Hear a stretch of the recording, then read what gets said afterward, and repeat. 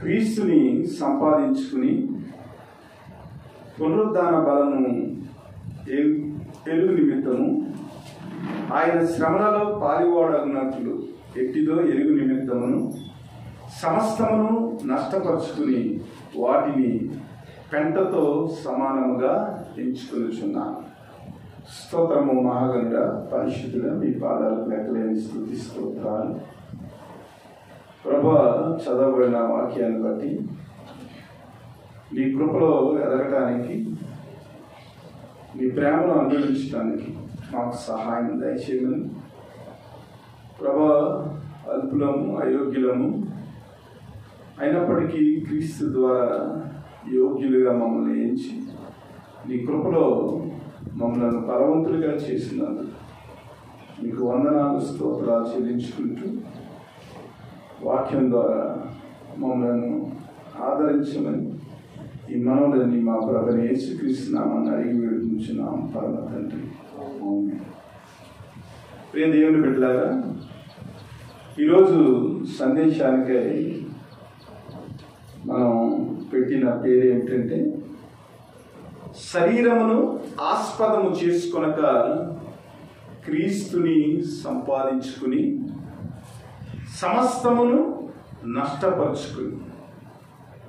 3 విషయాలు జ్ఞాపకం చేసుకోవాలి. శరీరమును ఆస్పదము చేసుకొనక అనగా శరీర విషయాలలో నమ్మకం ఉంచకుండా క్రీస్తుని సంపాదించుకుని ఆయన పునరుద్ధాన బలాన్ని ఎరుగు నిమిత్తము సమస్తాన్ని నష్టపరుచుకుని ప్రభు యొక్క నిత్య జీవం కొరకు మనం ఈ లోకంలో జీవించాలనేది పౌలు గారు చెరసాలలో ఉండి ఫిలిప్పీ సంఘానికి రాస్తున్న మాట. ఒక మనిషి అంతా ఈ లోకంలో నష్టపరుచుకుని క్రీస్తుని పొందుకుంటే ఏదైతే మనం నష్టపోయామో దానికంటే ఎక్కువ సంపాదించుకుంటాం. ఈ లోకంలో నష్టపోయిన విధానాన్ని బట్టి వారికి ఏమీ విచారం కలగదు. ఎందుకంటే వారు క్రీస్తుని సంపాదించుకున్నారు కాబట్టి. క్రీస్తులోనే జ్ఞానము, క్రీస్తులోనే నీతి న్యాయాలు, క్రీస్తులోనే విమోచన, క్రీస్తులోనే ఆధ్యాత్మికమైన పరలోక సంబంధమైన ఆశీర్వాదాలు దీవెనలో ఉన్నావని ఎవరైతే క్రీస్తుని సంపాదించుకున్నారో వారికి అన్ని విషయాలు కూడా అర్థమవుతాయి. నిజమైన క్రైస్తవుడిగా మాత్రమంటే మనకు కలిగిన సమస్తాన్ని కూడా త్యాగం చేసి క్రీస్తు కొరకు జీవించటం. ఇది పౌలు యొక్క జీవితం యొక్క లక్ష్యముగా, అలాగే మన జీవిత లక్ష్యంగా కూడా ఉండాలనేది మనం నేర్చుకోవాల్సిన విషయం. చదువుకున్న వాక్య భాగాన్ని గురించి మనం ఆలోచన చేసినట్లయితే పౌలు గారు కొన్ని విషయాలు మాట్లాడుతూ ఉన్నారు. మెట్టుకు నా సహోదరులారా, ప్రభునందు ఆనందించుడి. అదే సంగతులను మీకు రాయట నాకు కష్టమైనది కాదు, అది మీకు క్షేమకరం. కుక్కల విషయమై జాగ్రత్తగా ఉండుడి, దుష్టులైన పనివారి విషయమై జాగ్రత్తగా ఉండుడి, ఈ ఛాదనను ఆచరించే వారి విషయమై జాగ్రత్తగా ఉండుడి. పౌలు అక్కడున్న సహోదరులకు కొన్ని విషయాలు మాట్లాడుతూ ఉన్నారు. ఈ లోకంలో క్రైస్తవులుగా మనం జీవిస్తూ ఉన్నాం. అనేక పరిస్థితుల్లో మనము కొనసాగుతూ ఉంటాం. చాలా సమస్యలు వస్తూ ఉంటాయి. ప్రతి సమస్య విషయంలో మనం ఏం చేయాలంటే ప్రభువునందు ఆనందించే వారిగా ఉండాలి. ఇక్కడ ఫిలిప్పీ సంఘంలో అనేక రకాల విషయాలు ఉన్నవి. వాళ్ళ జీవితాల్లో శ్రమలు వస్తూ ఉన్నాయి, బాధలు వస్తూ ఉన్నాయి. వారిని ప్రోత్సహించేదానికి పౌలు గారు మాట్లాడుతూ ఉన్నారు. క్రీస్తునందు విశ్వాసం ఉంచడమే కాక ఆయన పక్షముగా శ్రమను అనుభవించడం కూడా మనకు అనుగ్రహించబడింది. యోబు మాట్లాడుతూ అంటాడు, ఇదిగో క్రీస్తులో మనం ఆనందించిన వారము, క్రీస్తు శ్రమ అనుభవిస్తే మనం దాన్ని అనుభవించలేమా అని తన భార్యతో మాట్లాడుతూ ఉంటాడు. కాబట్టి క్రీస్తు పక్షముగా మనకి ఏదైతే పరలోకం ఉందో, ఏదైతే విమోచనం ఉందో, ఏదైతే పరలోకపు ఆశీర్వాదం ఉందో, అది ఎలాగైతే క్రీస్తు పక్షముగా మనకు అనుగ్రహించబడిందో అలాగే క్రీస్తు పక్షముగా మనకు శ్రమను కూడా అనుభవింపబడినవి లేదా అనుగ్రహించబడినవి. కాబట్టి మనం ఏం చేయాలంటే క్రీస్తులో ఉన్న శ్రమను కూడా క్రీస్తు ద్వారా మనకు అనుగ్రహించబడినవని మనం గుర్తెరిగి ప్రభువునందు ఆనందించేవారిగా ఉండాలి. కొంతమంది అక్కడున్న విశ్వాసులను చెరగొడతా ఉన్నారు. ప్రభువు చెప్పిన విషయాలు కాకుండా వేరే విషయాలు వారు బోధిస్తూ ఉన్నారు. ఆ విషయాలు ఏమిటంటే శరీరానికి సంబంధించిన విషయాలు, ఈ లోకానికి సంబంధించిన విషయాలు. అక్కడున్న శాస్త్రులు, పరిచయులు లేదా యోధా మతానికి సంబంధించిన వారు అనేక విషయాలు వారు బోధిస్తూ ఉన్నారు. ప్రభువైన యేసుక్రీస్తు కృపలో మనము రక్షింపబడ్డాం, విశ్వాసంలో మనం రక్షింపబడ్డాం. వాటి గురించి కాకుండా వీరేం చేస్తున్నారంటే లోక సంబంధమైన బోధలు చేస్తూ ఉన్నారు. కాబట్టి వారిని ఏమని పిలుస్తున్నారంటే పౌలు గారు కుక్కలని పిలుస్తూ ఉన్నారు. ఎందుకంటే యూదులు ధర్మశాస్త్రాన్ని పాటించేవారు, ధర్మశాస్త్రాన్ని పాటించిన వారు ఎవరైతే ఉన్నారో వారిని కుక్కల కింద చూస్తారు. వారు అసలు అన్యజాతుల సంబంధించిన వ్యక్తులను వారు ఏమాత్రం కూడా ఇష్టపడరు. అందుకనే సుకార్ అనే గ్రామం మనం చూస్తూ ఉంటాం యోహాను 4వ అధ్యాయంలో. అది యూదులు సుకార్ గ్రామం గుండా వెళ్ళాలంటే చాలా తక్కువ దూరం ఉంటుంది. కానీ వారు ఏం చేస్తారంటే సుకారు గ్రామాన్ని వారు టచ్ చేయకుండా, అక్కడ అందరూ అన్యులు ఉంటారని వారు ఏం చేస్తారంటే ఆ గ్రామాన్ని టచ్ చేయకుండా దూరంగా ఒక దారి ఏర్పాటు చేసుకుని ఆ దారిలో వెళ్తూ ఉండేవారు. ఎంత నిష్ట కలవాలంటే అక్కడ ఉన్న పరిచయులు అందరూ అన్యుల యొక్క నీడ వారిమే పడితే వారు శుద్ధీకరణ చేసుకునేవారు. కానీ ప్రభువైన యేసుక్రీస్తు వచ్చిన తర్వాత ఆ గోడలన్నీ కూడా కూలిపోయినవి. ప్రభువైన యేసుక్రీస్తులో మనం కేవలము విశ్వాసం ద్వారా కృపచేత మనం విశ్వసింపబడిన వారము, రక్షింపబడిన వారము. కాబట్టి దేవుని యొక్క ప్రేమను కేవలం దేవుని యొక్క కృపలో అనుభవించడానికి మనం యోగ్యులం.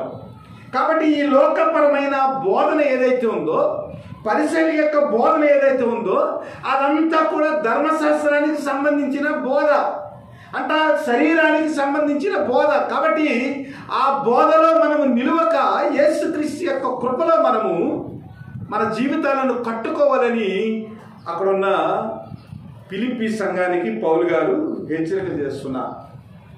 ఎందుకనగా శరీరమును ఆస్పదం చేసుకొనక దేవుని యొక్క ఆత్మ వలన ఆరాధించుచు క్రీస్తు యేసునందు అతిశయపడుతున్న మనమే సున్నతి ఆచరించువారము. కల్వరిగిరిలో ప్రభువైన యేసుక్రీస్తు ద్వారా ఒక గొప్ప యాగం జరిగింది. ధర్మశాస్త్రాన్ని తన శరీరంతో ఆయన నిర్వర్తించి ధర్మశాస్త్రాన్ని పాటించకుండా ప్రభువుని పాటించేదానికి ప్రభు మనకు సహాయం చేశాడు. మరలా వీరేం చేస్తున్నారంటే సున్నతి గురించి బోధిస్తూ ఉన్నారు, అలాగే ధర్మశాస్త్రం యొక్క విధులను గురించి బోధిస్తూ ఉన్నారు. ధర్మశాస్త్రం అంతా కూడా శరీరానుసారమైన ఆజ్ఞలు కట్టడు గల్లది. కానీ ప్రభువైన యేసుక్రీస్తు కల్వరిగిరిలో తన రక్తం ద్వారా ఇచ్చినది ఆత్మ సంబంధమైన సున్నతి. ఆత్మ సంబంధమైన సున్నతి శరీరంతో మన క్రియలను బట్టి, మన మంచితనాన్ని బట్టి, మనకున్న పరపతిని బట్టి మనకు విమోచన రాలేదు. కానీ ప్రభువైన యేసుక్రీస్తు యొక్క రక్తం వల్ల మనకు విమోచన వచ్చింది. కాబట్టి క్రైస్తవులమైన మనము శారీరక క్రియలు ఏవైతే ఉన్నావో, శరీరానికి సంబంధించిన ఆ స్థితి ఏదైతే ఉందో దాన్ని మనము పరిగణలోకి తీసుకునకుండా కేవలము యేసుక్రీస్తు కృపను, ఆయన యందు ఉన్న విశ్వాసాన్ని బట్టి మన జీవితాలను మనము నడిపించుకోవాలి. శ్రమలు వచ్చినా, బాధలు వచ్చినా ఈ లోకపరమైన ఆచారాలను బట్టి కాదు కానీ, శారీరకపరమైన అంతస్తును బట్టి కాదు కానీ, క్రీస్తు యొక్క జీవితం ఏదైతే ఉందో, క్రీస్తు మన కొరకు ఏదైతే చేశాడో ఆ త్యాగాన్ని బట్టి మనము సున్నతి పొందిన వారము. కాబట్టి ధర్మశాస్త్రం కూడా శారీరకపరమైన సున్నతి గురించి బోధిస్తున్నట్టు ఉంటుంది కానీ, ధర్మశాస్త్రం కూడా ఆత్మపరమైన సున్నతి లేదా ఆత్మ సంబంధమైన జీవితం గురించి బోధిస్తుందని మనం ఏం చేయాలంటే, శరీరాన్ని ఆస్పదం చేసుకోకుండా, ఈ లోకపరమైన విషయాల గురించి మనం ఆసక్తి లేకుండా క్రీస్తు మీద మనం గురి ఉంచి క్రీస్తుని సంపాదించుకుని క్రీస్తు కొరకు మనం జీవించాలనేది పౌలు గారి యొక్క ఆలోచన. ద్వితీయోపదేశకాండము 30వ అధ్యాయము 6వ వచనం ఒకసారి చూడండి.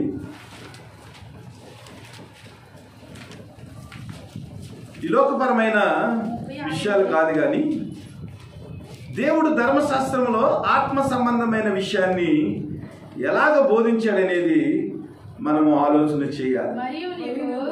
మరియు నీవు బ్రతుకుటకై నీ పూర్ణ హృదయముతోను నీ పూర్ణ ఆత్మతోను నీ దేవుడైన యెహోవాను ప్రేమించినట్లు నీ దేవుడైన యెహోవా తనకు లోబడుటకు నీ హృదయమునకును నీ సంతతి వారి హృదయమునకును సున్నతి చేయును.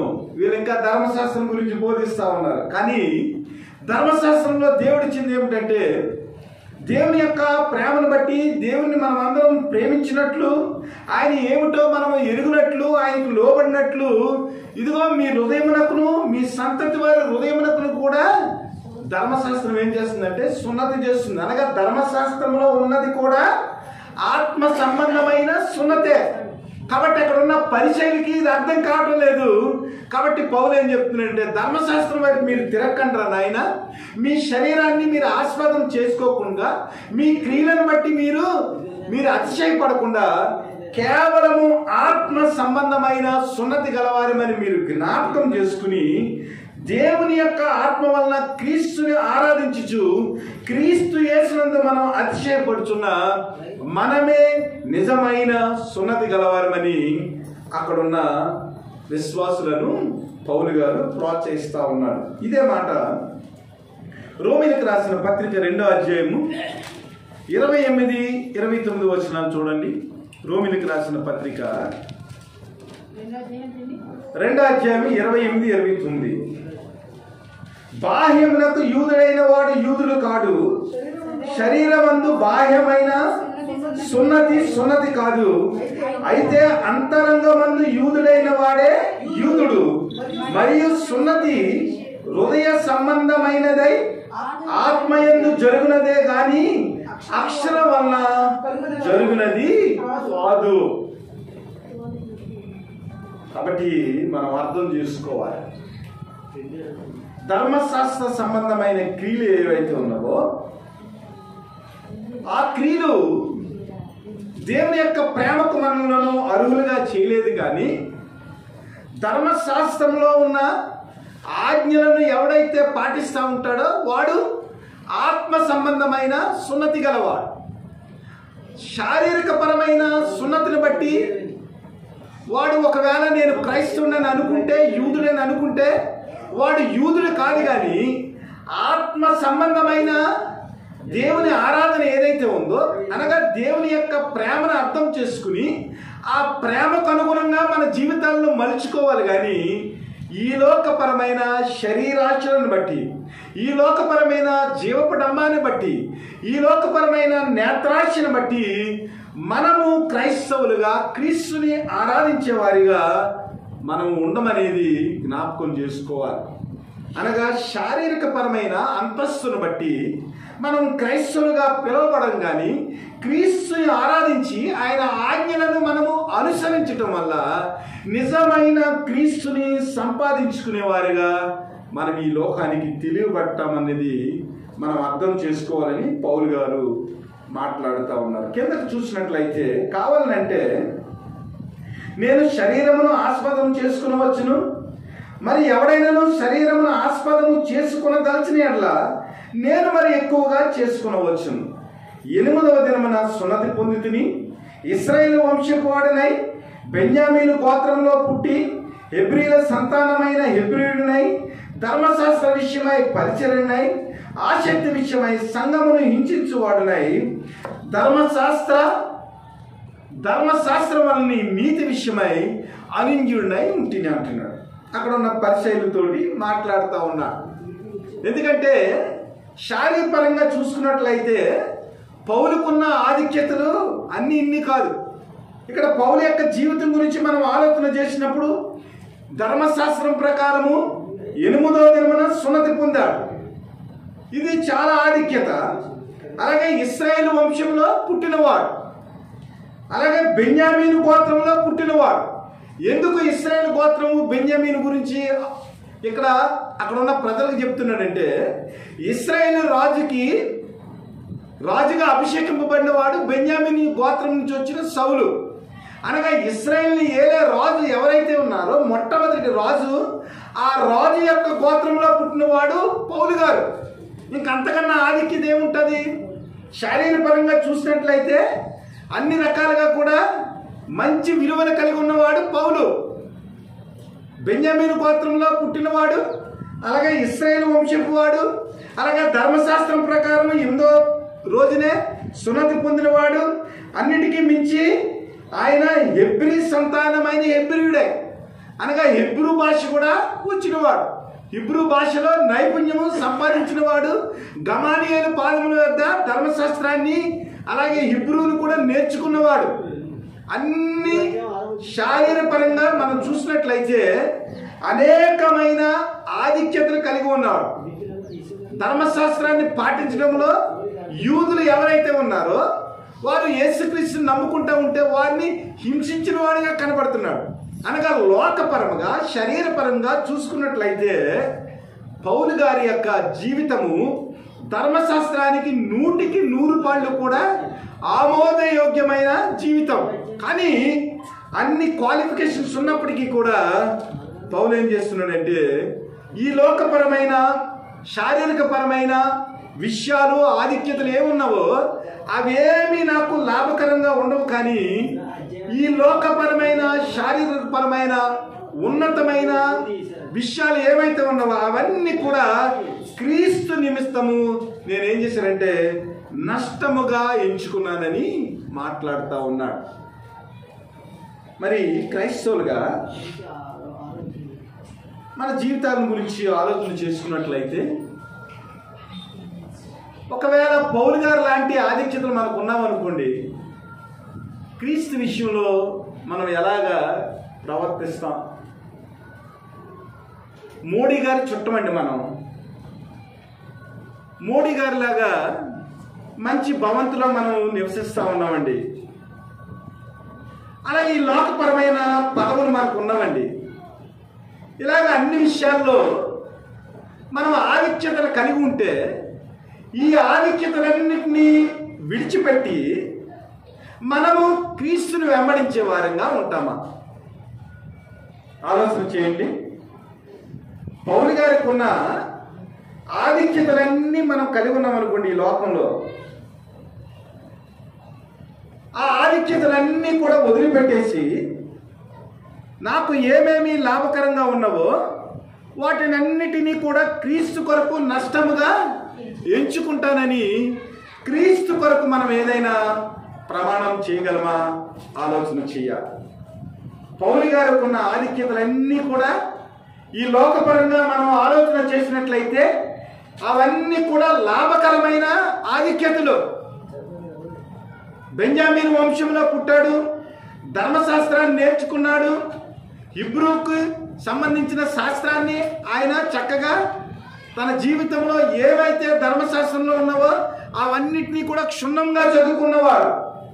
అయినప్పటికీ కూడా అన్ని ఆధిక్యతలు కలిగి ఉన్నప్పటికీ కూడా ఎన్ని ఆధిక్యతలు ఉన్నావో ఆ ఆధిక్యతలన్నిటినీ కూడా లాభకరమైన ఈ లోకానికి సంబంధించిన ఆధిక్యతలన్నిటినీ కూడా నష్టముగా ఎంచుకుని ప్రభువైన యేసుక్రీస్తును గూర్చిన ఆ జ్ఞానాన్ని సంపాదించుకుంటానికి వాటినన్నిటినీ పెంట కింద ఎంచుకున్నాడట. అంటే క్రైస్తవులుగా క్రీస్తుని సంపాదించుకుంటానికి మనము ఎలాగ ప్రయాసపడాలి, అలాగే మనకున్న ఆధిక్యతలు ఏదైతే ఉన్నావో వాటిని క్రీస్తు కొరకు ఎలాగా నష్టపరుచుకోవాలనేది పౌలు చాలా చక్కగా వివరిస్తున్నట్లుగా మనం చూస్తూ ఉన్నాం. ఒకవేళ క్రీస్తుని సంపాదించుకోకుండా ఈ లోకంలో ఉన్న ఆధిక్యతల గురించి మనము పరిగెట్టామనుకోండి, ఏమవుతుందంటే ఆదికాండంలో ఒక వ్యక్తి ఉందండి. 19వ అధ్యాయంలో సొదొమ గుమర్రాల మీద దేవుడు అగ్నివర్షాన్ని కురిపించాడు. అక్కడ ఉన్న వ్యక్తులందరూ కూడా పాపులు. అయితే లోతు నీతిమంతుడిగా కనిపించాడు కాబట్టి లోతు కుటుంబాన్ని ఆ అగ్ని గంధకాల నుంచి రక్షించడానికి అబ్రహాం చేసిన ఆ విన్నపాన్ని బట్టి దేవుడు ఒక అవకాశం ఇచ్చాడు. అయితే నలుగురు బయలుదేరి వచ్చేస్తా ఉన్నారు. సొదొమ గుమర్రాలు ఏమవుతున్నాయంటే పరలోకం నుంచి అగ్ని చేత కాల్చబడతా ఉన్నాయి. ఇలా ముగ్గురు నడుస్తూ ఉన్నారు. నడుస్తూ ఉన్నప్పుడు లోతు యొక్క భార్య ఏం చేసిందంటే, సొదొమ గుమర్రాలు చాలా మంచి పట్టణాలు, ఈ పట్టణాలు కాలిపోతాయి, మరలా అందులో ఉన్న ధనాన్ని ఆ వైభవాన్ని మరలా నేను చూడలేను అని దేవుని యొక్క మాటను పక్కన పెట్టి ఏం చేసిందంటే కాలిపోతున్న సొదొమ గుమర్రాలను చూడటానికి వెనక్కి తిరిగింది. అంతే. లోతు భార్య ఏమైందంటే వెంటనే ఉప్పు స్తంభం అయిపోయింది. దేవుని బిడ్డలారా, ఈ లోకంలో ఉన్న ఆధిక్యతలను క్రీస్తును సంపాదించుకుంటానికి మనము నష్టముగా ఎంచుకోక ఈ లోకాశలపైనే, ఈ లోకం మీద ఉన్న బ్రతుకుపైనే మన జీవితం అని అనుకుని జీవిస్తే ఏమవుతుందంటే లోతు భార్యలాగా మన జీవితాలు అవుతాయి. క్రీస్తు కొరకు మనం ముందరే మనకున్న అహాన్ని, మనకున్న శరీరాశలను, మనకున్న ఈ లోకపరమైన ఆధిక్యతలను మనం నష్టపరుచుకుంటే దేవుడు ఇంకా మంచి ఆధిక్యతల్లోనికి మనకు నడిపిస్తాడు. అలా కాకుండా క్రీస్తు కొరకు మనం ఖర్చు పెట్టలేదనుకోండి, మనం ఒకవేళ ఖర్చు పెట్టకపోయినా అవి వ్యయమైపోతాయి, మన జీవితంలో నష్టం వస్తుంది. లోతు భార్యలా కాలిఫోర్నియా మొత్తం అంతా కాలిపోయింది, హాలీవుడ్ అంతా కూడా తగలడిపోయింది. మన పరిస్థితులు ఎలా ఉంటాయంటే ఐగుప్తులో గొప్ప కరువు వచ్చేసిందండి.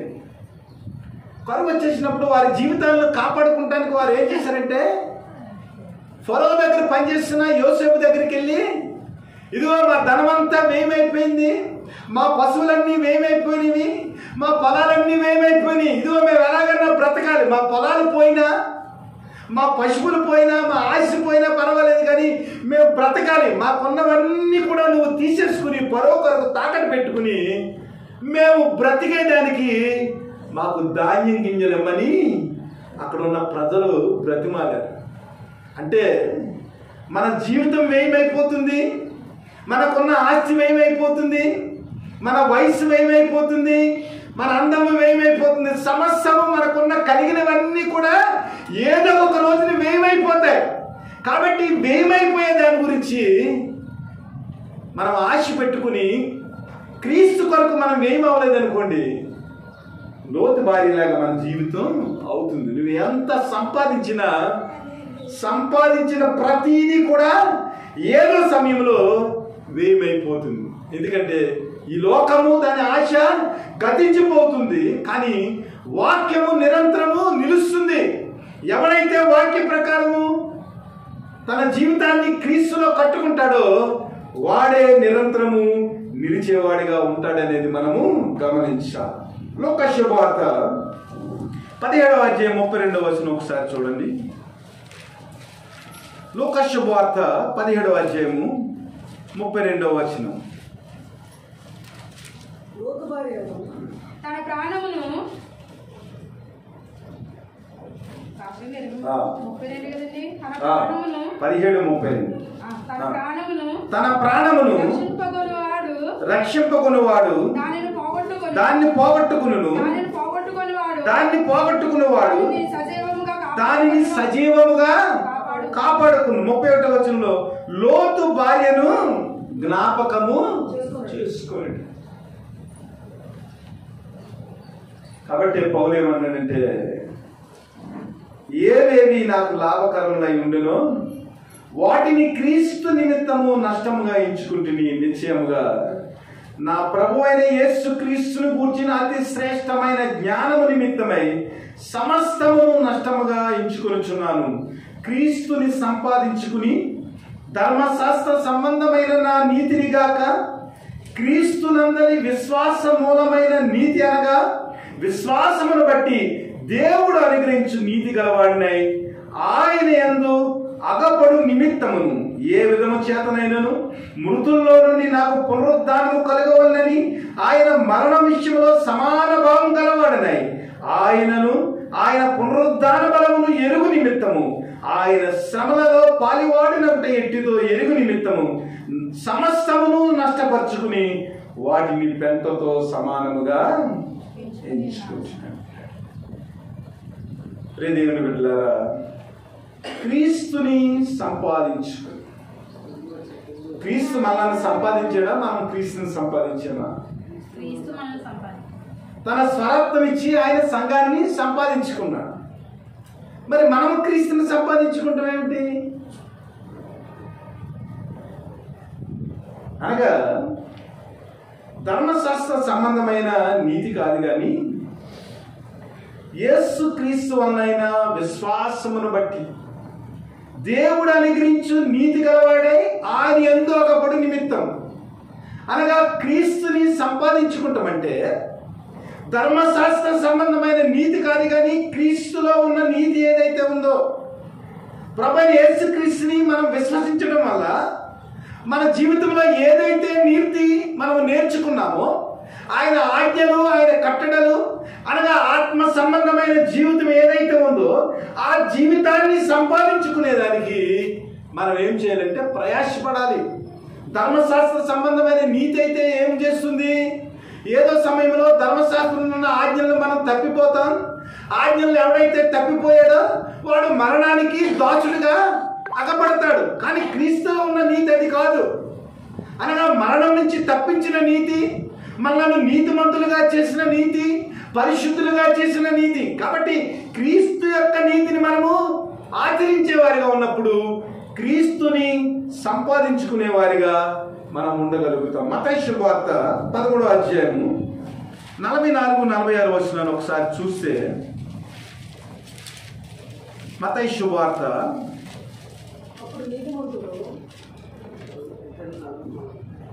13వ అధ్యాయం 44. పరలోక రాజ్యము పొలములో దాచబడిన ధనమును పోలి ఉన్నది. ఒక మనుష్యుడు దాన్ని కనుగొని దాచిపెట్టి అది దొరికిన సంతోషంతో వెళ్ళి తనకు కలిగినదంతయు అమ్మి ఆ పొలమును కొనును. మరియు పరలోక రాజ్యము మంచి ముత్యములను పన వెదకుచున్న వర్తకుని పోలి ఉన్నది. అతడు అమూల్యమైన ఒక ముత్యమును కనుగొని పోయి తనకు కలిగినదంతయు అమ్మి దాన్ని కొనెను. క్రీస్తుని సంపాదించుకుంటాం అంటే, క్రీస్తుని అనుకరించటం అంటే, క్రీస్తు కొరకు సమస్తము నష్టపరుచుకుంటామంటే, క్రీస్తు కొరకు యథార్థమైన హృదయంతో మనం జీవించటము ఇక్కడ పరలోక రాజ్యాన్ని గురించిన ఈ మర్మంలో చెప్పారు. పొలంలో దాచబడిన ధనమును పోలి ఉందట. ఒక మనుష్యుడు దాన్ని కనుగొని దాచిపెట్టి అది దొరికిన సంతోషంలో వెళ్ళి తనకు కలిగినదంతయు అమ్మి ఆ పొలమును కొనునన్నాడు. అంటే క్రీస్తుని సంపాదించుకోవటం అంటే క్రీస్తు మన కొరకు చేసిన ఆ త్యాగాన్ని బట్టి మనము పరలోక రాజ్యానికి అర్హులం కాబడ్డాం. ఈ పరలోక రాజ్యాన్ని మనం కనుగొన్న పరలోక రాజ్యము నిమిత్తము మనం ఏం చేయాలంట? దొరికిన సంతోషము అనగా క్రీస్తుని సంపాదించుకున్న సంతోషములో, క్రీస్తుని కనుగొన్న సంతోషములో, ఆ క్రీస్తుని సంపాదించుకునేదానికి మనం ఏం చేయాలి? తనకు కలిగినదంతయు అమ్మి ఆ పొలమును కొన్న వ్యక్తి ఎవరైతే ఉన్నారో ఆ వ్యక్తిలాగా మనం ఏం చేయాలంటే సజీవ యాగముగా క్రీస్తుని సంపాదించుకుంటానికి మన జీవితం అంతా కూడా ఆయన కొరకు ఖర్చు పెట్టేవారిగా ఉండాలి. పౌలు గారు క్రీస్తు నిమిత్తము రోమా చెరసాలలో ఉండి మాటలు రాస్తా ఉన్నాడు. అసలు పౌలు గారికి ఉన్న ఆధిక్యతను బట్టి రోమా సామ్రాజ్యానికి అధికారిగా, లోకపరమైన ఆధిక్యతను బట్టి అధికారిగా ఉండే అవకాశం ఉంది. కానీ ప్రభువైన యేసుక్రీస్తుని ఎప్పుడైతే దమస్కు మార్గములో ప్రభు అనే వాక్కు ఆయన విన్నాడో అప్పటి నుంచి తన జీవితం అంతా కూడా మారిపోయింది. ఈ లోక సంబంధమైన ఆధిక్యతలు కాదు, కానీ ప్రభు మాట్లాడిన వాక్ ఏదైతే ఉందో, దమస్కులో ప్రభు పడగొట్టిన తర్వాత ప్రభు అని ఎవరు అని అడిగాడు. ఇదిగో నీవు హింసించుచున్న క్రీస్తు నేనేనని ప్రభు మాట్లాడాడు. ఎప్పుడైతే ప్రభు మాట్లాడాడో తన జీవితంలో ఒక వెలుగు వచ్చింది. ఆ వెలుగు నిమిత్తం ఏం చేశాడంటే తనకున్న ఆధిక్యతలన్నీ కూడా విడిచిపెట్టి క్రీస్తును ప్రకటించడానికి రోమా యొక్క చెరసాలలో ఖైదీగా, బందీగా తన జీవితాన్ని పణంగా పెట్టేశాడు. అనగా ఏదైతే పరలోక రాజ్యం ఉందో, ఏదైతే క్రీస్తు ఉన్నారో ఆ క్రీస్తుని సంపాదించుకుంటాను అనగా క్రీస్తు దొరికిన ఆ సంతోషాన్ని బట్టి తన జీవితం అంతా కూడా ఖర్చు పెట్టి ఏం చేశాడంటే ఆ పొలాన్ని కొన్న వ్యవసాయకుడు ఎలాగైతే ఉంటాడో అలాగా క్రీస్తుని సంపాదించుకున్న ఆ విషయాన్ని బట్టి తన జీవితంలో మొత్తం అంతా కూడా వ్యయమైపోయినట్లుగా మనం చూస్తూ ఉంటాం.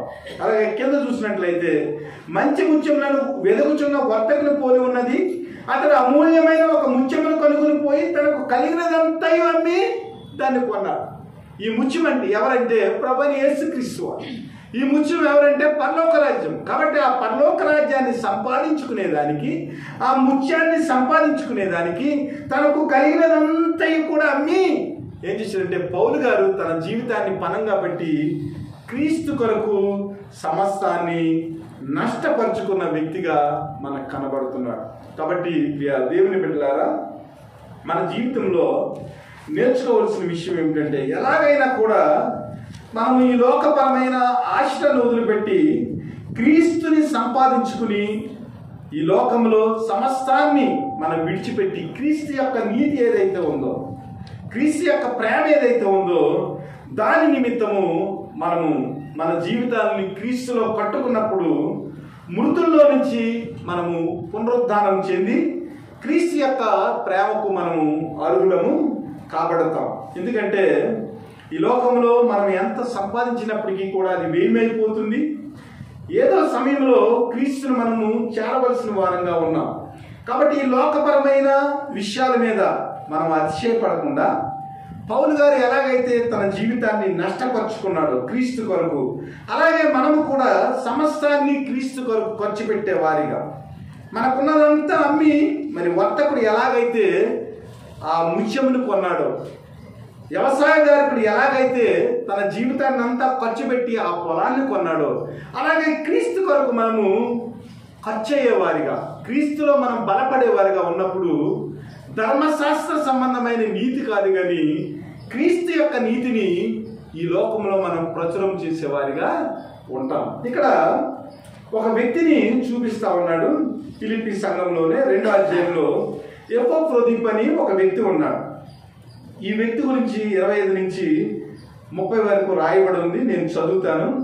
మరియు నా సహోదరుడును జత పనివాడును, నా తోడి యోధుడును, మీ దూతయు, నా అవసరమునకు ఉపచరించేవాడనైనా ఎపఫ్రోదీతు మీ యొద్దకు పంపుట అగత్యమని అనుకుంటుంది.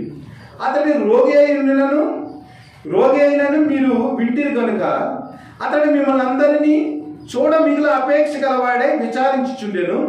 నిజముగా అతడు రోగి అయి సావునకు సిద్ధమైండెను గాని దేవుడు అతన్ని కనికరించెను.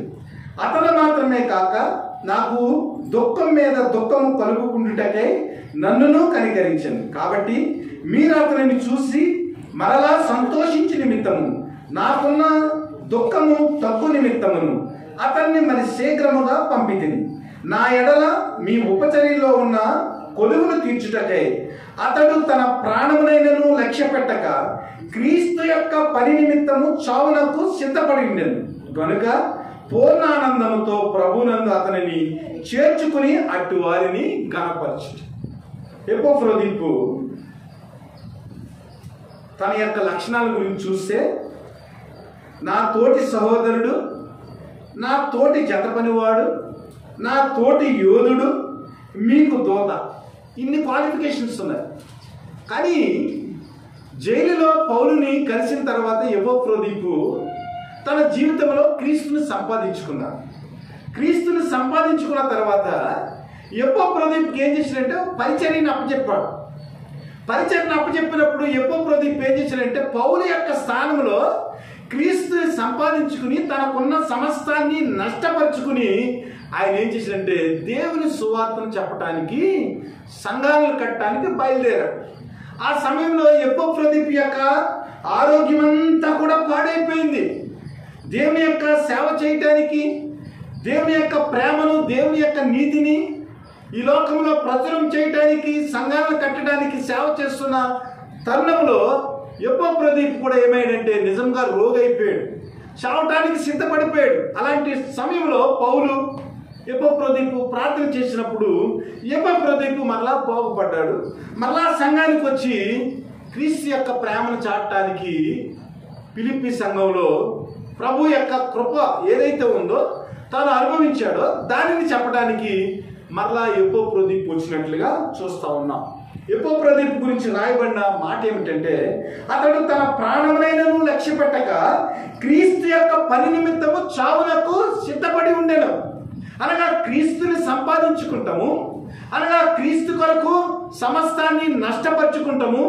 క్రీస్తు నిమిత్తము ఈ లోకంలో ఉన్న ఆధిక్యతలన్నింటినీ కూడా మనం వదిలిపెట్టడం అంటే ఏమిటంటే క్రీస్తు కొరకు, క్రీస్తు పని కొరకు, క్రీస్తు యొక్క లక్ష్యం కొరకు మన ఆరోగ్యాన్ని, మన కుటుంబాన్ని మనం లెక్క చేయకుండా క్రీస్తు యొక్క ప్రేమ ఏదైతే ఉందో, క్రీస్తు యొక్క ప్రణాళిక ఏదైతే ఉందో, క్రీస్తు యొక్క సువార్త ఏదైతే ఉందో ఆ సువార్తను ఏం చేయాలంటే మనం ఈ లోకంలో చాటేవారిగా ఉండాలి. అనగా సమస్తాన్ని పెంట కింద ఎంచుకుంటాం.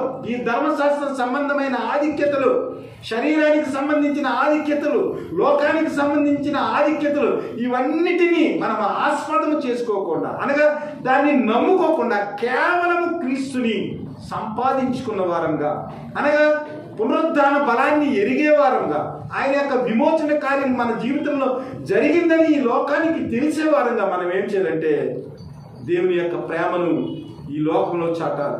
ఎలాగ చాటాలంటే ఎపఫ్రోదీతు వలె ప్రాణమును కూడా లక్ష్య పెట్టకుండా క్రీస్తు యొక్క పని నిమిత్తము చావునకు సిద్ధపడేది. అనగా ఈ లోకంలో ఉన్నదంతా కూడా మరి పెంట కింద ఎంచుకుని క్రీస్తుని సంపాదించుకునే నిమిత్తం, అనేక మందికి క్రీస్తును పరిచయం చేసే నిమిత్తము ఎపఫ్రోదీతు జీవించినట్లుగా మనం చూస్తూ ఉన్నాం. అలాగే ప్రభువైన యేసుక్రీస్తు వారు మరి మనల్ని సంపాదించడానికి పరలోక రాజ్యాన్ని విడిచి ఈ లోకానికి వచ్చి ఆయన దాసుడిగా జీవించాడు. మరి యేసు ప్రభు వారు కనుక శరీరాన్ని ఆస్వాదం చేసుకుని జీవించాడు అనుకోండి, ఈ లోకంలో ఎవరికి రక్షణ ఉండదు. ఆయన యూదుల యొక్క వంశంలో పుట్టాడు, పరలోకానికి రాజు ఆయన, దాన్ని విడిచిపెట్టాడు, దాసుని స్వరూపాన్ని ధరించుకున్నాడు, శిలువకెక్కాడు, శాపగ్రస్తుడయ్యాడు, రక్తం కార్చాడు. ఇన్ని విషయాలు ఉండవు. ఒకవేళ ప్రభువైన యేసుక్రీస్తు వారు కనుక ఈ లోకం యొక్క ఆధిక్యతలను గురించి ఆలోచన చేసినట్లయితే మనకు రక్షణ వచ్చి ఉండేదా? దేవుని బిడ్డలారా, మన జీవితాల్లో క్రీస్తుని సంపాదించుకుంటాం అంటే ఏమి ఆలోచన చేస్తూ ఉన్నాం? శరీరాన్ని ఆస్పదం చేసుకోకుండా, ఈ లోకాశల గురించి ఆలోచన చేయకుండా మన జీవితాన్ని నష్టపరుచుకుంటామంటే ఏమి ఆలోచన చేస్తా ఉన్నాం? ఎపోప్రోదీప్ లాగా క్రీస్తు సువార్త కొరకు మనం రోగి అయ్యే అవకాశం ఉందా? పౌలులాగా క్రీస్తు సువార్త కొరకు క్రీస్తుని సంపాదించుకునేదానికి, క్రీస్తుని సంపాదించుకుంటామంటే క్రీస్తు ఎరగని వ్యక్తుల యొక్క ఆత్మలను గెలవటం, క్రీస్తు యొక్క ప్రణాళిక ఏదైతే ఉందో, క్రీస్తు యొక్క ఉద్దేశం ఏదైతే ఉందో ఆ ఉద్దేశం కొరకు మనం సజీవ యాగముగా మన జీవితాన్ని సమర్పించటం. ఈ లోకంలో ఏవైతే లాభకరంగా ఉన్నావో అవన్నిటిని విడిచిపెట్టి క్రీస్తు యొక్క పునరుద్ధానంలో పాలిభాగస్తులు అయ్యేదానికి క్రీస్తుని పోలి నడుచుకుంటాం. బ్రతుకుట క్రీస్తే, చావైతే లాభం. క్రీస్తు పక్షముగా మనం శ్రమలు అనుభవించటం, ఇవన్నీ కూడా క్రీస్తుని సంపాదించుకున్నాం. క్రీస్తు కొరకు త్యాగం చేయటం, పునరుద్ధానంలో మనం పాలివాడటం, ఇవన్నీ కూడా మనము నేర్చుకున్నప్పుడు ఏమవుతుందంటే ఈ లోకంలో శరీరాన్ని ఆస్పదం చేసుకోకుండా క్రీస్తుని సంపాదించుకున్న వ్యక్తులంగా మనం ఖర్చు అయిపోయే వ్యక్తులంగా ఈ లోకానికి మనం తెలియబడతాం. కాబట్టి ఒక వీడియో మీకు చూపించాలని అనుకుంటున్నాను. క్రీస్తు కొరకు జీవించేవారు ఎలా ఉంటారనేది దేవుని యొక్క ప్రేమను బట్టి ఒక బ్రదరు ఒక మంచి వీడియో చేశాడు. ఆ వీడియోని మీకు వినిపించాలని నేను అనుకుంటా ఉన్నాను. జాగ్రత్తగా వినండి. క్రీస్తు కొరకు జీవించడం అంటే ఏమిటో అనేది ఒక బ్రదర్ మాటల్లో మీరు వినాలని నేను కోరుకుంటా ఉన్నాను. సాటి మనుషులని తెలియదు. వాళ్ళకు సమస్యలు ఉంటాయి, వాళ్ళు అలసిపోతారు, వాళ్ళు విసిగిపోతారు, వాళ్ళు డిప్రెషన్కి గురవుతారు, వాళ్ళు ఒంటరితనాన్ని అనుభవిస్తారు. ఎడతెగని సేవ కార్యకలాపాల్లో వాళ్ళ వ్యక్తిగత జీవితాలు, కుటుంబాలు నిర్లక్ష్యానికి గురవుతాయి. కుటుంబం సంబంధాలు బిడ్డలు వాడతాయి. ఒక్కోసారి పునాదులు కదులుతాయి. అసలు నువ్వు సేవ చేయడం వల్లనే మేము ఇలా ఇబ్బందులు పడుతున్నాం అని భార్య పిల్లలు అంటుంటే ఎవరికి చెప్పుకోవాలో తెలియక మదన పడిపోతారు. తగినంత సమయం కుటుంబంతో గడపలేక బాధపడుతుంటారు. సంఘస్థుల విమర్శలు, ఇతర సంఘాల నుంచి వచ్చే వ్యతిరేకతలు, సమాజంలో నుంచి వచ్చే బెదిరింపులు, కుటుంబంలో నుండి వచ్చే ఆర్థిక ఇబ్బందులు, దేహంలో నుండి వచ్చే అనారోగ్య సమస్యలు, బంధువుల నుండి వచ్చే చీదరింపులు, పొరుగువారి నుండి వచ్చే తిరస్కరణలు, మతోన్మాదుల నుండి వచ్చే దూషణలు, విరోధుల నుండి వచ్చే హింసలు, ఇలా ఒకటా రెండా దూర ప్రయాణాలు, సమయ అసమానతల వల్ల ఆరోగ్యం క్షీణించడం. మాస్టర్ భార్య పిల్లలు అనుభవించినంత ఒంటరితనం, శోభ మిగతా వారికి ఉండదు. కానీ క్రీస్తు కోసం వారి జీవితాలను త్యాగం చేస్తారు. స్నేహితులను, సంబంధాలను కోల్పోతుంటారు, దుఃఖపడుతుంటారు. అయినా అందరి ముందు నవ్వుతూనే ఉంటారు. ఒకవైపు అనారోగ్యంతో బాధపడుతున్నా మరోవైపు సంఘక్షేమం కోసం ప్రార్థిస్తుంటారు. ఉపవాసం ఉంటారు, కన్నీరు కాలుస్తారు. అలాంటి పాస్టర్స్ని మనం ఎలా చూస్తున్నాం? తిడుతున్నాం, దూషిస్తున్నాం, అపహాసిస్తున్నాం, అవమానిస్తున్నాం, నిందిస్తున్నాం, వెక్కిరిస్తున్నాం, చిన్న చూపు చూస్తున్నాం, పలువురిలో పరువు తీస్తున్నాం. మనకంటే గొప్పగా ఉంటే సహించలేము, వేదగా ఉంటే పట్టించుకోము, హెచ్చరికగా వాక్యం చెబితే ప్రేమ లేదంటాము, నెమ్మదిగా చెబితే ఉద్యోగం లేదంటాము, నవ్వుతూ చెబితే రోషం లేదంటాము, ప్రార్థన కూటములు పెడితే పని లేదంటాము, పెట్టకపోతే భారం లేదంటాము, దశమ భాగం గురించి చెబితే డబ్బు పిచ్చోడు అంటాము, మనకేం పెట్టకపోతే భీషణది అంటాము, గృహదర్శనం చేస్తే వచ్చాక బాబు అనుకుంటాము, ఇంటికి రాకపోతే మాలాంటి వారి ఇంటికి ఎందుకు వస్తారులే అని ప్రచారం చేస్తాం. సంఘంలో ఒక స్థానం ఇస్తే నిర్లక్ష్యం చేస్తాం, ఇవ్వకపోతే మందిరం మానేస్తాం, తప్పులు వెతుకుతాం, దుష్ప్రచారం చేస్తాం. కానీ ఏనాడైనా మనం బాగుండాలని కోరుకుంటున్నాడు, ప్రార్థిస్తున్నాడు, ఉపవాసం ఉంటున్నాడు, కన్నీళ్లు పెడుతున్నాడు అని మంచి భోజనం తింటున్నాడని చూస్తున్నామా? మెరిసే తెల్ల చొక్క వెనకాల చిరిగిన వస్త్రం ఉందని గుర్తిస్తున్నామా? వచ్చే కొత్త గొప్ప కానుకలతో కుటుంబంలో ఎలా నడిపిస్తున్నాడో గ్రహిస్తున్నామా? ఆర్థికంగా ఎంత కష్టపడుతున్నాడో అర్థం చేసుకుంటున్నామా? అనారోగ్యంతో ఎంతో క్షీణించిపోతున్నాడో పట్టించుకుంటున్నామా? బాధలో ఉంటే పలకరిస్తున్నామా? దుఃఖంలో ఉంటే ఓదారుస్తున్నామా? కానీ మనం మాత్రం ప్రభు కొరకై సేవకుడు పడే ప్రయాసంలో ఇంకా భారంగానే ఉంటాము. సంఘాలు మారుస్తాం, పక్కనే సంఘం పెట్టి విశ్వాసులను లాక్కుంటాం. సేవకుడి బలహీనతలు చూస్తాం, అతని కుటుంబంలో లోపాలు వెతుకుతాం. ఎందుకో పాస్టర్లు మనలాంటి వారిని మర్చిపోతాం. వారిపైన జోకులు వేస్తాం, కార్టూన్లు గీస్తాం, మీమ్స్ రాస్తాం, రోస్టింగ్ చేస్తాం. స్పందిస్తే సహనం లేదంటాం, కోరుకుంటే తప్పు ఉందంటాము. అతని వల్లే నవ్వుతాం, అతన్ని ఏడిపిస్తాం, అతని వల్లే బాగుపడతాం, అతని నాశనం కోరుకుంటాం. ఆయన పాస్టర్ కూడా మనలాంటి వాడే అని మర్చిపోతాం.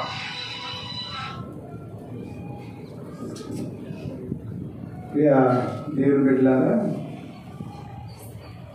క్రీస్తుని సంపాదించుకుని క్రీస్తు కొరకు జీవించే జీవితాలు అలా ఉంటాయి. పౌలు యొక్క జీవితాన్ని గురించి మనం ఆలోచన చేసినప్పుడు చెరసాలలో ఎన్ని రాత్రులు నిద్ర లేకుండా బ్రతికాడు. వాడ పగిలిపోయినప్పుడు ఒక 4 రోజులు సూర్యుడు కనిపించక, సముద్రంలో భోజనం లేక, తను పడిన శ్రమలు ఎన్ని శ్రమలు. అంటే క్రీస్తుని సంపాదించుకుంటాం అనే విషయానికి వస్తే ఒక ఉన్నతమైన ఆత్మ సంబంధమైన మార్పు మన జీవితంలో రావాలి. ఆ మార్పు వచ్చినప్పుడు ఏమవుతుందంటే క్రీస్తు కొరకు మనం ఎంతైనా చేయగలం. అలా కాకుండా సాధారణమైన వ్యక్తుల్లాగా, సాధారణమైన విశ్వాసుల్లాగా మనం ఈ లోకంలో జీవించినట్లయితే క్రీస్తులో ఉన్న బహుమానాలు ఏవి కూడా మనం పొందుకోలేము. కాబట్టి క్రైస్తవులుగా దేవుని యొక్క ప్రేమను అర్థం చేసుకుని క్రీస్తులో ఉన్న ఆ కృపను అనుభవించడానికి మనం సిద్ధపడాలి. ఈ లోకపరమైన శరీర విషయాలు, ఈ లోకపరమైన అంతస్తులు, ఆస్తులు ఇవన్నీ వ్యర్థమైపోతాయి. ఆఖరికి మనం కూడా శరీరాన్ని నమ్ముకుని ఏదో సమయాన్ని వ్యర్థంగా మనము మట్టిలోనికి కలిసిపోతాం. కాబట్టి క్రీస్తుని సంపాదించుకునేదానికి ఈ లోకంలో ఉన్న ప్రతిదాన్ని కూడా మనం పక్కన పెట్టి, అలాగని దేవుడిచ్చిన కుటుంబాలను, దేవుడిచ్చిన బిడ్డలను, దేవుడిచ్చిన పరిస్థితులను మనం వదిలిపెట్టి అందరూ కూడా పౌలులాగే ఉండాలనేది కాదు. కానీ దేవుడు మనకిచ్చిన జీవితంలో ఎంతో కొంత క్రీస్తు నిమిత్తము ఖర్చు పెట్టడానికి, క్రీస్తు నిమిత్తము బ్రతకటానికి, ఆయనను సంపాదించుకున్న మనము క్రీస్తుని ఎవరైతే సంపాదించుకోలేదో వారి ఆత్మల యొక్క సంపాదన కొరకు మనం బ్రతికేదానికి మనం బలపడాలి. అంతేకాక ఈ లోకపరమైన విషయాల్లో మనం కొట్టుమిట్లు ఆడిపోతూ ఈ లోకం విషయంలోనే మన జీవితం అంతా ఖర్చు అయిపోతే మనకంటే దౌర్భాగ్యులు ఎవరు ఉన్నారు. పౌలు చాలా సీరియస్గా మాట్లాడుతూ ఉన్నాడు. అనేకులు క్రీస్తు శిలువకు శత్రువులుగా నడుచుకుంటున్నారు. వీరిని గూర్చి మీతో అనేక పర్యాయం చెప్పి ఇప్పుడును ఏడ్చుచూ చెప్పుచున్నాను, నాశనమే వారి అంతము, వారి కడుపే వారి దేవుడు. వారు తాము సిగ్గుపడవలసిన సంగతి యందు అతిశయపడుతున్నారు. భూలోక సంబంధమైన వాటి యందే మనసుంచుచున్నారు. మన పౌరస్థితి పరలోకంలో ఉన్నది. అక్కడి నుండి ప్రభువైన యేసుక్రీస్తుని రక్షకుని నిమిత్తము కనిపెట్టుకునిచున్నాము. సమస్తమును తనకు లోబర్చుకునిదాన శక్తిని బట్టి ఆయన మన దీన శరీరమును తన మహిమ గల శరీరమునకు సమరూపం గలదానిగా మార్చు. పౌలు ఏడ్చుచున్నాడంట. ఏంటంటే అనేకులట సిలువకు వ్యతిరేకంగా వారు నడుచుకుంటున్నారట, సిలువకు శత్రువులుగా ఉంటున్నారట. వారి గురించి చాలా కఠినమైన మాటలు మాట్లాడు. నాశనమే వారి అంతము, వారు కడిపే వారి దేవుడు, వారు తాము సిగ్గుపడవలసిన సంగతులు ఏందో చేపడుతున్నారు, భూ సంబంధమైన వాటి అందే మనసు ఉంచుతున్నారు. ఇంకేం చెప్పాలి? పౌలు గారి యొక్క వేదన, పౌలు గారి యొక్క తాపత్రయం ఏమిటంటే ఎలాగైనా కూడా సంఘస్థులందరూ కూడా క్రీస్తు యొక్క పునరుద్ధానాన్ని పొందుకోవాలని, మరణం విషయంలో క్రీస్తుతో పాటు సమానమైన అనుభవం కలిగి ఉండాలని, క్రీస్తు కొరకు శ్రమల్లో పాలిభాగస్తులు ఉండాలని, ఈ లోకపరమైన విషయాలను పక్కన పెట్టి క్రీస్తు కొరకు శ్రమ పడాలని. ఎందుకంటే ఫైనల్ చేశాడు, నాయనలారా మీ పౌరుషత్వం ఈ లోకానికి సంబంధించింది కాదురా, మీరు ఈ లోక పరిస్థితులను బట్టి మీరు జీవించడానికి నేర్చుకుంటా ఉన్నారు. మీ సొంతము అయినది ఏది కూడా ఈ లోకంలో లేదు. కేవలము మీ సొంతమైనది, మీ పౌరసత్వము పరలోకంలో ఉంది. కాబట్టి పైనున్న వాటిపైన మీరు దృష్టి పెట్టండి. అక్కడ ప్రభువు పరలోకమందు ఆసీనుడై ఉన్నాడు. కాబట్టి మీ గురంతా కూడా అటువైపే ఉండాలి. ఒకవేళ ఈ శరీరాన్ని మీరు ఎన్నాళ్ళు పోషించినప్పటికీ 70 సంవత్సరాలు అయిన తర్వాత అది మట్టిలో కలిసిపోతుంది. కానీ క్రీస్తుని కనుక మీరు సంపాదించుకుంటే, క్రీస్తు యొక్క పునరుద్ధానాన్ని మీరు ఎరుగుంటే, క్రీస్తు యొక్క పునరుద్ధాన శక్తిని మీ జీవితంలో మీరు పొందుకుని ఉంటుంటే, మీరు చనిపోయిన తర్వాత ఆ క్రీస్తు యొక్క శక్తిని బట్టి మన దీన శరీరమును తన మహిమ గల శరీరమునకు సమరూపము గలవానిగా చేసేవాడు క్రీస్తే. కాబట్టి క్రీస్తుని సంపాదించుకుని ఈ లోకాన్నంతా నష్టపరుచుకుని శరీరాన్ని ఆస్పదం చేసుకోకుండా మీరు జీవించాలని పౌలు యొక్క మాటలు. కాబట్టి మన జీవితంలో ఈ విషయాలను గమనించి క్రీస్తు యొక్క ప్రేమను అనుభవించేవారిగా, క్రీస్తు యొక్క పునరుద్ధానంలో మనం కనబడేవారిగా, మన దీన శరీరము ఆయన శరీరమునకు సమరూపంగా ఉండేదానికి మనం ప్రయాసపడేవారిగా ఉండాలని దేవుడు అట్టి కృపను మీకు అనుగ్రహించాలని దీవిస్తూ ఆశీర్వదిస్తూ ఈ మాటలను ముగిస్తా ఉన్నాను.